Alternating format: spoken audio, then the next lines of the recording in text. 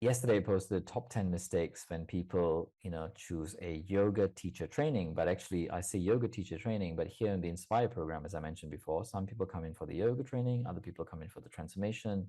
So you'll see most of these apply to both. And I'll tell you as I go through each one of them. The first one is that they confuse a yoga teacher training, but also really like a transformation program for a holiday. So there's a lot of people who are really clever at marketing. So they take their trainings. And for many years, I just held that. I'm like, I'm not going anywhere pretty. Like, we're just going to stay in South London in my studio. Actually, I'll hire the studio next door. It was this kind of crazy, weird bubble, we called it. It was a bubble. And people learn to love the bubble. When they first got there, they're like, what is this? And then at the end, they don't want to leave the bubble. But we actually just did the training there. And we didn't go anywhere pretty. We just stayed there and did the work. And then eventually, started spreading our wings and did the training in Ibiza, Sri Lanka, Bali, and all of that. But don't get distracted and don't get confused. If you want to go on a holiday, book a holiday.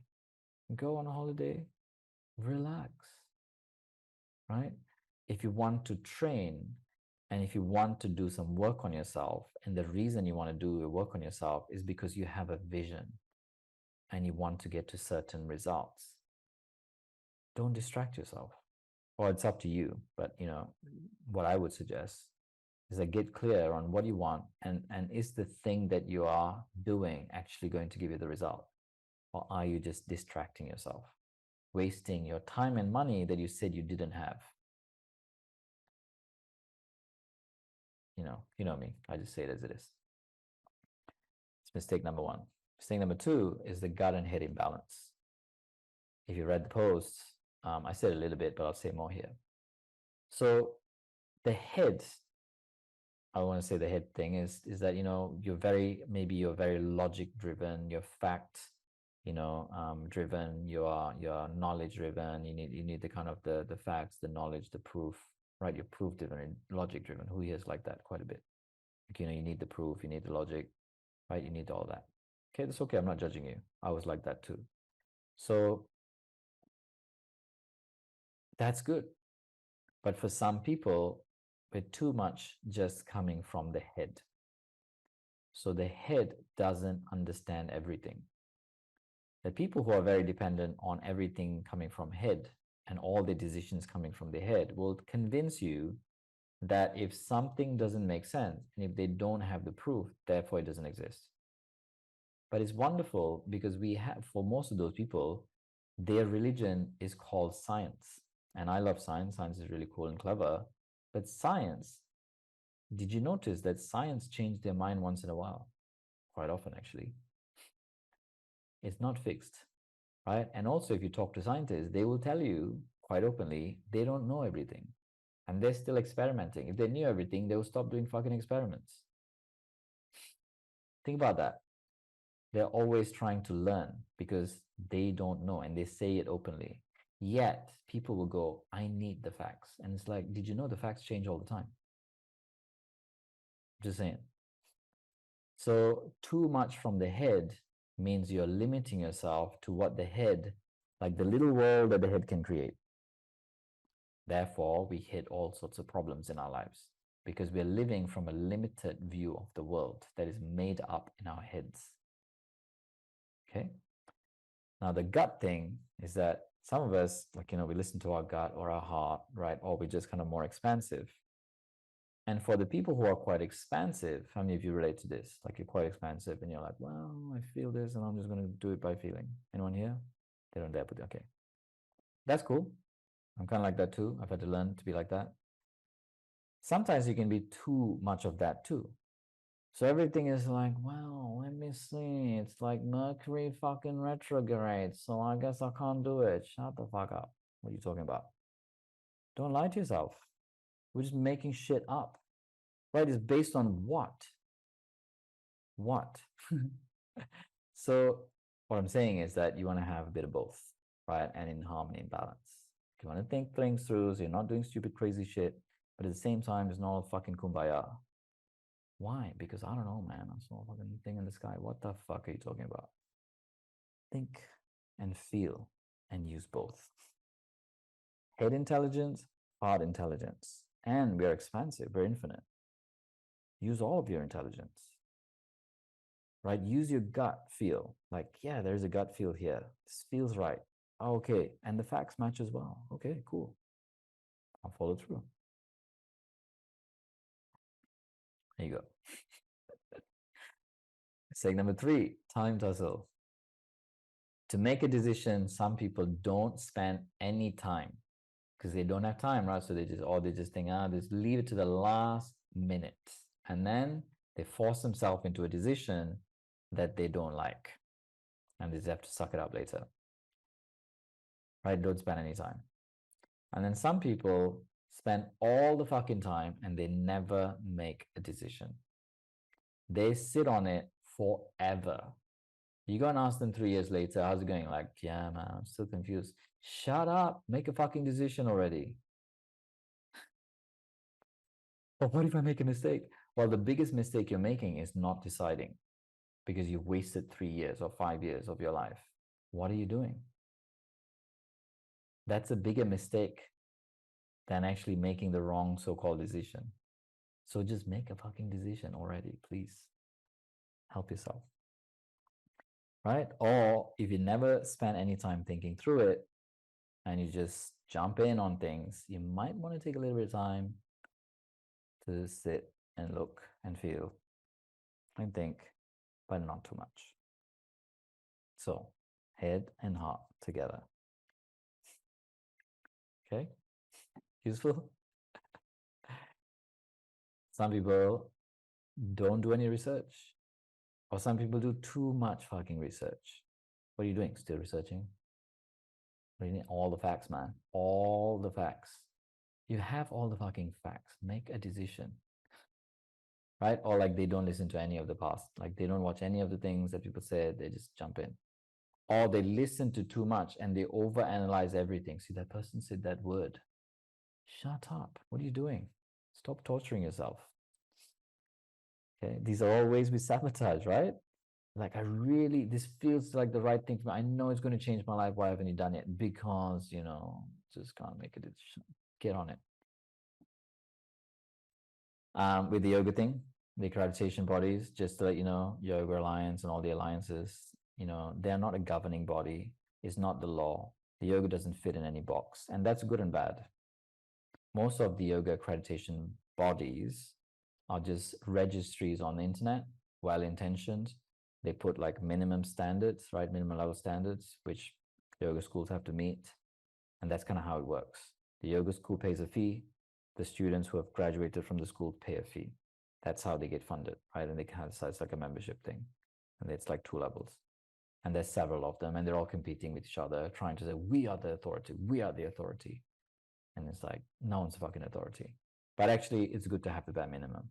But, are you happy with the bare minimum? Like, would you just settle for the bare minimum? To me, the stuff that's the so-called standards out there is not good enough. It's not good enough. That's why we just go like, I don't even care about it. Like, we just go 100, 1,000 times more than that. You don't want the bare minimum. You deserve better than that.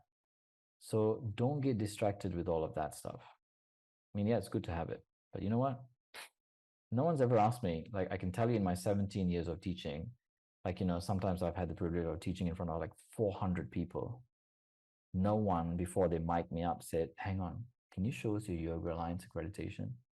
Says no one, ever. Can you show me a certificate before you let you in front of your 400 people? No, they didn't. They just said, yeah, you earned your place to be here, right? Like, they don't even say that. Just like, give the mic. It's like, off you go, do your thing. Let's get out of your way. So choose the right training that's going to shape you to be the kind of teacher that you want. Stop distracting yourself with useless shit. I need to be more clear and direct, right? The other mistake is that, people don't have a vision. They don't know. They don't have a vision and they don't have a map. Like, they don't know how to get there. They don't know where they want to go and they don't know how to get there. There isn't a map. So that's why we actually did that question of vision. And the map, by the way, you can either go and do this on your own, or the map is what is the Inspire process that I get to walk you through step by step. to realizing, to clearing out the stuff in the way so that you can realize this vision for yourself. That's what this work is about. Not enough practical work. Kind of breaks my heart. A lot of times when the yoga conferences back in the day and people come and say to me, oh, I've done a training. I say, how's your teaching? They go, I don't teach. I say, why? They said, well, we did like 3 practice teachers in our teach training. I was like, what? You did what? Yeah, we did like 3 practice teach sessions. I'm like, huh, that is horrible. So that person has gone off teaching. They're not confident and they're never going to teach yoga. It's a real shame. That will not happen in this training. I will be on your back like a gorilla, a friendly one sometimes. But if you come to teach, you are going to leave with everything that you need. You have to really work hard to sabotage yourself in the program and for it to not work because it's built for your success. There's so much practice teach in so many different forms. Most of the time, I'm not even there in your face, right? Like between your groups, there's small groups, there's big groups, there's many different configurations, many different exercises to hone in your skill set so that when you leave, one of the things I'll say to our people is that we finish, right? When we finish the 9-day intensive, I say we finish Sunday, go put your name down now in some studios that you want to teach. So when we finish on Sunday, Monday, Tuesday, Wednesday, that week, our graduates who've just graduated are teaching in the studios. By the way, some of the people on the Instagram lives mentioned this as well. I can't remember who recently, there's a few of them that said it. And they're like, you told me to do it. So I went and put my name down and then I went to teach and the person auditioning me was blown away. I think it was actually Sam Bateman was saying it recently as well. Quite a few of them said it, but Sam Bateman said it. She was like, the person in the studio, the owner couldn't believe she had just graduated. She's like, when did you finish? She's like, Sunday. She's like, which Sunday? Like a year ago? She's like, no. Like, I just finished like Sunday. And that was in the middle of the week. She's like, oh my God, we'd love your teaching. We'd like to offer you a job now. Because we work on it, step by step by step. Right? So you have to really work hard to sabotage it, to leave there as not a good teacher. And I wouldn't recommend that. Don't sabotage it, please. The other mistake I believe, and I'm, maybe I'm biased with this, is that, like, I think it's a shame. Like the yoga training lends itself to an immense amount of potential to transform lives. And yeah, most of them are life transforming because, you do postures, yeah, you're going to have some kind of transformation. But when you don't have this depth of what we're talking about, because it is just available to you, why not? Why do some surface level stuff? I mean, maybe that's what you're up to. Okay, cool. That's what you want. But if that's not what you want, why would you settle? Right? So that's why it's actually, some people actually sign up not for the qualification. They sign up for the transformation work because it's so powerful. So I think it's a real shame if the training doesn't have it. And then, yoga trainings have all sorts of extra fluff, because it's the interest of the people teaching it. They enjoy cool stuff. Okay, I would say keep it out. I enjoy all sorts of other things as well. I have interests, but like if it doesn't deliver the quality and the results, why is it there? Why is all of that extra stuff there? They're normally there as fillers because the people facilitating have no fucking clue what they're doing. And it takes a lot to hold a group and the process, right? And it takes a lot of honing in and cutting down stuff that doesn't work and only giving you what works. And this is 17 years, 2 to 3 programs a year of evolution. And you're getting the latest, greatest. So I think mastery is actually, right, simplifying, not adding more. And then there's a lot of stuff out there that's just kind of like pretty much textbook. Because again, well-intentioned, but that's the best that they can bring to you. There's a lot of trainings out there, and there's a lot of them that are just stock standard, cookie cutter, boring, textbook shit. If that's what you're after, this is not the right training for you. I'm going to do your head in because I don't say, okay, now pull out this textbook and on this page, please someone read that page. You over there, you read this page. That is never going to happen. I'll say to you, go check out these books, have a look, read that, and watch these videos, do that, and then kind of have a conversation about it. You know what? Actually, let's do an exercise. And then it goes into a transformation exercise. Someone has a big breakthrough, someone's life fucking changes. Boom. Like, that textbook stuff is cool. I love learning. But this was not a textbook training. That would just bore the pants out of me, and it would rob you of your results. So that's why we don't do it. With our thoughts, we create our worlds, and your external world is a reflection of your internal world. That's why we do so much work on the internal. And when you shift internally, your body starts to reflect that too. And some people observe that as healing. Some people say, I've got an injury, I don't think I can do this training. I said, that is the reason you need to do the training. And then they come in and they shift something and they're like, oh my God, that's a miracle. I can't believe I just healed that. And it's like, yep, miracles are normal. What you believe becomes true. So whether you believe you can or you can't, you're right. And if you believe in miracles, then it becomes normal. And if you believe you can heal, it becomes possible. And I'm just saying, it's not even me making shit up. This is what's already happened. So I'm talking about the past. People have healed injuries. But there's actually people that came in and healed. I'm not claiming this is a cure by any chance, right? Disclaimer. Some people have come in and through this process healed cancer or accelerated their healing to cancer. There's one person comes to mind during the pandemic. She came in with a tennis ball sized tumor in her belly from doing this process and the meditation work. She went back to the doctor and the doctor was like, what did you do? She was like, well, what happened? He said, well, it's gone. Where did it go? And she's like, well, I've been doing this stuff. She's like, well, one, keep doing it. And two, don't talk about it, please. Don't say anything about it because we can't talk about it. But well done. Keep going, do more of that. So people have healed all sorts of stuff. And it's not, like a medical claim, by the way. I'm just talking about what's already happened, testimonials. So the problem is not that you have thoughts, but the problem is that you believe them. And that's the basis of the story work. The mind's the story that I talked to you about before, the narrative that's playing out in the mind. We do a lot of work around story. And it's not just rewriting the story, which is a cute thing that a lot of people say on the internet. Just rewrite the story. Shut up. What are you talking about? You can't just rewrite the story. That's like putting icing on cow dung and then pretending it's, cheesecake. What the fuck are you talking about? It doesn't taste like cheesecake. It's fucking cow dung under that icing. What are you talking about?